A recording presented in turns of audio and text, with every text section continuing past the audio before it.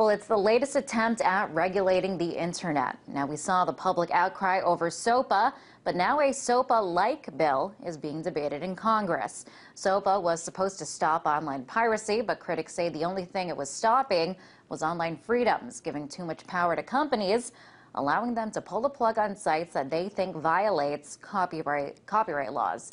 And then there was SOPA's counterpart in the Senate, known as PIPA, or the Protect IP Act. It requires more court intervention to go, it allows for more court intervention to go after the accused website. But now there's a bill called CISPA, the Cyber Intelligence Sharing and Protection Act. Now what this bill does is allow companies to collect information about you and give it to the government. And the government simply needs to request it in the name of cybersecurity. But critics say that the bill is so broad it can lead to companies and the government monitoring and censoring what people say. So is the era of internet freedom coming to an end? In our last hour, I spoke to Senior National Security Fellow at the Center for Democracy and Technology, Kendall Berman. We discussed what this bill means for your online freedoms and if people should be alarmed. Take a listen. Well, just to put it a little bit in context, there are a number of cybersecurity bills that are on the Hill right now. And we understand that probably the first of those to move are going to be in the House, likely in the third week of April, with the Senate moving closely after that. And we are very concerned about certain components of the information sharing schemes that are parts of each of these bills. And Representative Rogers' bill, the CISPA bill, is really the most alarming in terms of how vast it could potentially be in terms of the types of information that the government would be allowed to receive under the name of cybersecurity. Talk a little bit more about exactly what is in the bill that people should be concerned about. Sure. So essentially what the bill does is it creates a structure whereby private companies are encouraged to monitor for cyber threat information that goes across their networks and then share that information with the government. It doesn't specify to whom in the government that information should be shared, but the structure of the bill, all likelihood would be that it would be shared primarily with the National Security Agency or another component of the Department of Defense. So we have a number of concerns with something like this bill that creates sort of a vast hole in the privacy law to allow government to receive this kinds of information. Now, we saw a lot of outrage over SOPA. How does this bill compare?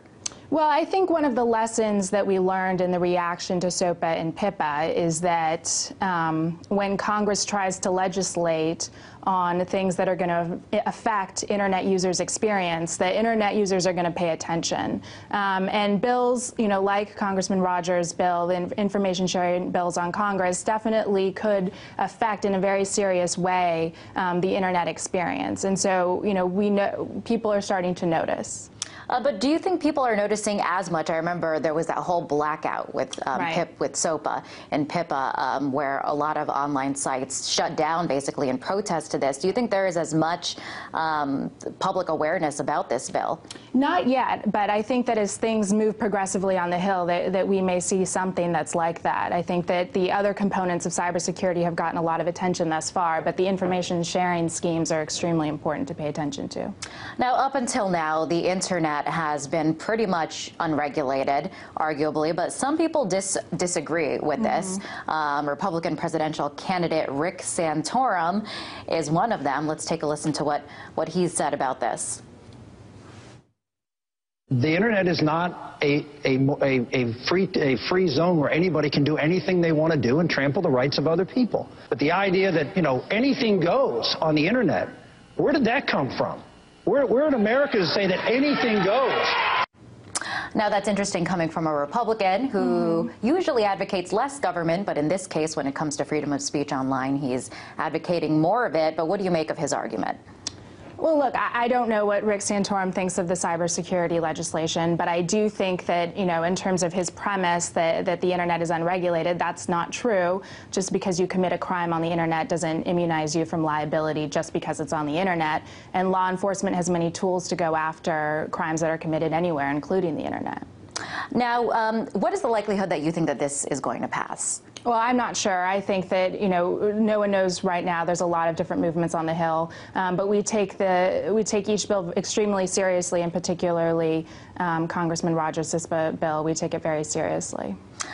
Now, supporters of this bill will point to things that do need to get regulated. For example, copyright infringement, or if there's a possible link to terrorist activity being posted online, or where the government would need to get a hold of this information. So what do you make of that argument where these regulations need to be put in place in order to protect citizens?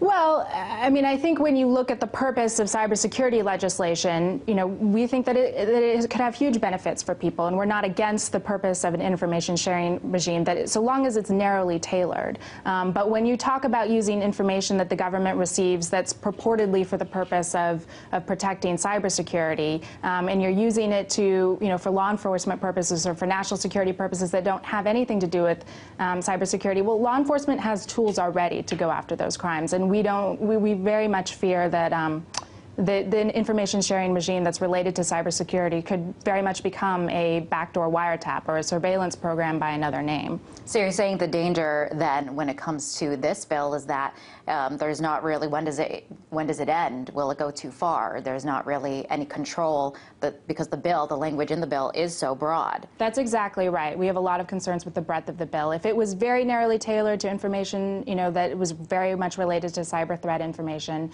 there would be comfort level with that. But the way that it is written, it applies to so much of your online communication, and to have that risk go straight to the National Security Agency, we think creates a real civil liberties problem. Now, we saw something like SOPA and PIPA. Now we have this bill. So we see this effort to regulate and control the internet. So, I mean, could this be the beginning of the end for internet freedoms for people, as we know it?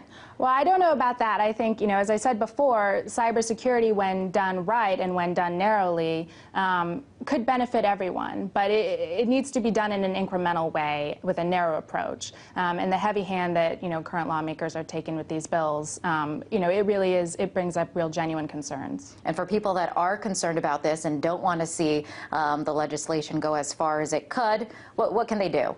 Well, I would certainly pay attention to, the website, Center for Democracy and Technology, and the types of activism that groups like CDT and others are doing around these issues. Excellent. Kendall, nice to have you in our studio. So much. That was Kendall Berman, Senior Security Fellow at the Center for Democracy and Technology.